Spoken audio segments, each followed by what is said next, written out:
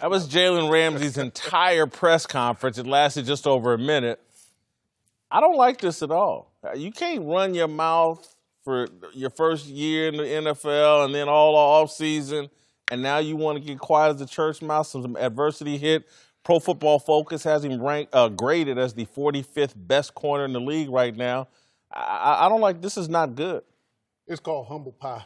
You know, when the defense don't play real well and, you know, you can't go out there and really talk, what's there to say? The defense hasn't shown up the last couple of weeks, so it's called humble pie. I love Jalen Ramsey, but this is the problem. He has a mouthpiece like a boxer, right? I mean, he always talks as if he's the only one on the field. The problem is when you talk like that, you got 10 other guys you play with. So if you're going out there, which he played, I thought he played well. I thought he played okay. But the defense didn't, and the offense sure as heck didn't. So when you don't put those things together, but you're still out there talking, you give the reporters and these people right after the game an open shot at you because how you've been calling out half the league since the season started. So, you know, like he said, humble pie, but also you got to come out and show that team respect. Hey, you know, they played well. They did their thing. We're not playing well right now. You got to just backtrack a little bit without eating your own words. They got a beat down from the Dallas Cowboys. So that's what happened. And you're right. You have to eat humble pie. He would look like a fool out there talking about, man, you know what? I'm just as good as ever. I'm going to do this here. That's what I'm going to do. You can't do that because you said it best. These are other pros he's playing against. He knows he's playing against somebody. Hold up. I know. Go ahead, Eric. Go ahead. Go ahead. You have to back it up a little bit. They've lost 2 games in a row. You don't want to put that light on the football team. It's already enough light because anytime he plays against somebody, it's almost funny. I love to see what he's going to say. What do you think about something? Oh, he garbage. Like he said about Tyreek Hill. Hey, I'm a cornerback. He's like a gadget. I'm a cornerback. I'm an all-pro cornerback. So you have to tone it. You have 2 losses. You can't go bipolar on me, though, Eric. You can't be one guy when things are good and then a completely different person when things are bad. There's something there's somewhere in the middle. Bryan, you was a guy with a big personality, and football humbles everybody, but you just don't become a completely different person. It does not look good for your brand when you're out there talking about how great you are and your team just took a drubbing. So you have to pull back. And I would surmise... Okay, there's pulling back, and then there's backing the bus all the way into the ocean. But I would surmise that either Marone or Coughlin had a conversation with him. Because remember, he got suspended earlier this year for something undisclosed. So they have leadership in that organization. So somebody has told him, hey, this ain't a good look. You need to pull back. But I don't think he should stop. This is this defense's personality. You know, they're going off of how, you know, he just so happened to be the guy that's talking the most. But they're really characterized by him going out and saying and doing the things he's doing and then backing it up. The problem is they just haven't been backing it up the last few weeks, so it's really nothing for him to say. Exactly. What can he say? Tell me, what's he supposed to say? He could be honest and be like, hey, look, I know we've looked bad the past couple of weeks, but I can guarantee you this. You can't admit that. The scoreboard admitted it. He'd be better off saying, I'm just here so I don't get fined. This is like Deion Sanders at the height of his power, taking off all his jewelry and taking his clothes off, the fancy clothes off, and just becoming the most humble guy in the league. It doesn't work like that. Jalen's not Deion. That's not Deion. But he put himself out there like he was. He's not Deion. No. Deion was one of the few people. Deion Sanders, Barry Sanders, Derek Thomas were one of the 3 people that I would buy tickets to go see. Those guys were special. What about me? I hit you too hard. Okay, listen. To me, Jalen, let's don't compare him to Deion Sanders. Let's compare him to Richard Sherman. Richard Sherman is a guy that a lot of personality, talked a lot of trash, and he has backed it up a little bit now that he's with the 49ers, but he ain't backed it up to the point where this is 2 straight press conferences where the guy doesn't say anything. And I'm just saying, some of that energy he was feeding, that swagger and confidence he was feeding his teammates, that's when you can't take it all away. Yeah. That's when they were ranked number 1 in the league. When you're winning, if he was winning, when you're winning, no problem. We're going to say all the crazy stuff. Right. Oh, he's garbage. Oh, that team ain't that good. And then Richard Sherman had Russell Wilson. So you're going to win some games. You know who had quarterback for them. So. And you don't have Fournette.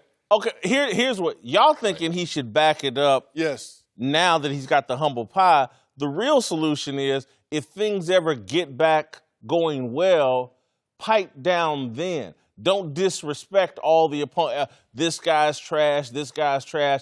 Tone that down. No. When you're good, you want to tell everybody, here's my swag.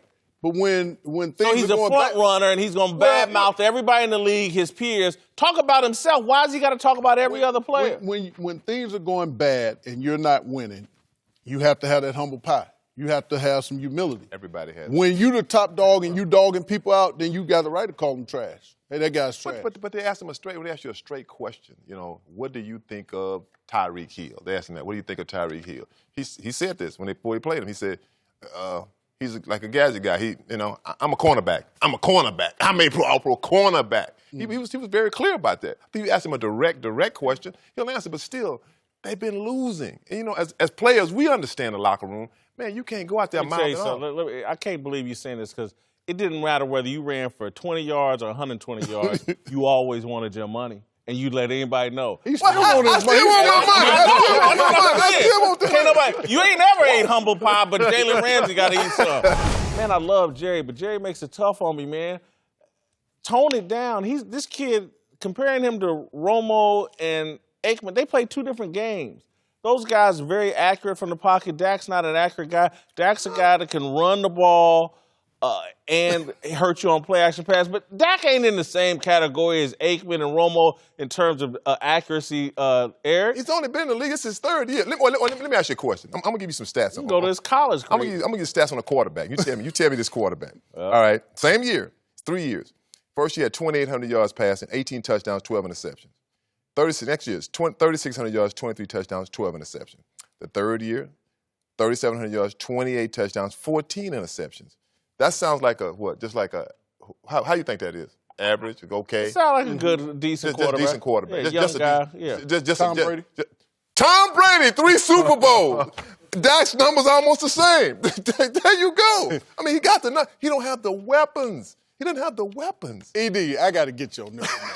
I got to get your number. This guy got one game with 250 yards passing. He got 5 games under 200 yards passing. Tom Brady had a bunch of those. Different league. Different league. This is a pass-happy league right now. The thing that I would say is that Jerry Jones is trying to pump some air into Dak Prescott. If you can't love the one you want, love the one you with, he got no choice but to back this guy. But that's the biggest problem. I don't think the stats and comparing these numbers, it's what Jerry Jones step up and say when he don't have to. Like, you don't have to compare those. Nobody else is comparing these guys. Why do you compare these guys? And also, the reason why they're struggling or have struggled in the past because Jerry Jones backs people too much, including the coach.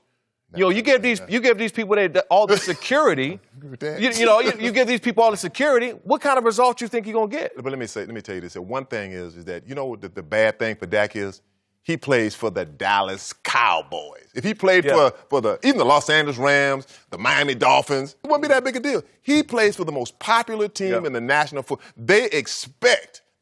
Look, Tony Romo wasn't all that. Right. Don't act like Tony Romo was Tom Brady. I mean, he wasn't all that. Troy was good. You act like Tom Brady wasn't Tom Brady. Tom Brady. Well, I just want to show you the stats. I just want to see because his stats are just like almost identical to different that. league. Identical to different league now. It's same position. Listen, Jerry Jones owes Dak loyalty, in my opinion. Not just for this play on the field, but Jerry Jones went all the way out there on this anthem issue, and you know who followed him out there all the way? Dak Prescott. And Dak Prescott's co-signed for that. Jerry owes him some loyalty for that, and it needs to be a different kind of loyalty. I agree with Shawne. You don't have to go this far. Yeah. Tony Romo and Troy Aikman's name doesn't have to fall out of your mouth in order for you to show support for Dak Prescott. I'm going to steal Eric Dickerson's line one time. I wonder if he's going to show him that appreciation when it's time to pay him. And you know that ain't happening. Well, what are we talking about? He's going to get paid what he's worth. Okay, well, let me ask what is he worth? According to him, he's Tony. What he's worth according to the team, or what he's worth if you put him out there on the market with the rest of the quarterback? You put him out there on the market. He's right now. If you put him out there on the market, he's going to get Case Keenum type money. Exactly. $18 million, and that's what Jerry's going to pay him. Exactly. That's what he's worth. Exactly. But the thing is, look, he doesn't have any weapons. He don't have no weapons. Whose fault is that? Now, Jerry Jones? now I give you that, but he don't have weapons. It's not Dak's. That's not Dak's fault. But answer this. I keep going back to this every time we get on this conversation of Dak Prescott. Did they not know that Jason Witten was retired before the draft? Did they not know that they wasn't bringing back Dez Bryant? Did they not know that their offensive line was falling apart? Whose fault is that? You know what? You can't predict the offensive line. Some of them getting. You can't predict hurt. Well, they knew he was hurt beforehand. But you can't predict injury. You can't predict. Was it Frederick? You can't predict certain things. You can't predict. Did they know they were going to get rid of Dez Bryant? I would probably say no. They didn't think they were. They probably say, okay, we're going to keep him for another year or two. I think they should bring Dez back. There's no way. No way. I mean, it is no way. I think you got to bring him back. You got to bring him back. When his teammate said about Dez Bryant on the way out the door, there's no way he can go back. ED, when your career was over, did it gradually go down, or did you fall off the cliff? I think I just And that's what Dez Bryant did. Dez Bryant's biggest weapon before was he could catch the ball in traffic. Last year, he couldn't catch the ball in traffic, and he can't outrun anybody, so what is he going to do for them? I think the thing about Dez Bryant is Dez is a guy he's never been fast. Right. All right, he had the most drops in the NFL last year. Right. All of us have bad years. That happens. It is what it is. That's why they have what they call comeback player of the year, to come back. I still believe that he's a guy that can get in front of a guy, to muscle you. He's never going to outrun anybody. The one thing about Dak is Dak looks like if it's this much, it's not open. In the NFL, that's open. In college, that's open. Right. That's my only knock on him. This much is open. He holds the ball a little too long. Eric, I want to tell you this because Bryan Cox does have some Jalen Ramsey in him. He gets a little quiet because earlier in the week when you wasn't here, Bryan was bragging that he pushed you off that cliff. And No, he said that before he came up just now. I caught him real good in the hole when he was in Indianapolis. Pow! He's like, oh, please, come on. All right. He probably heard himself scream.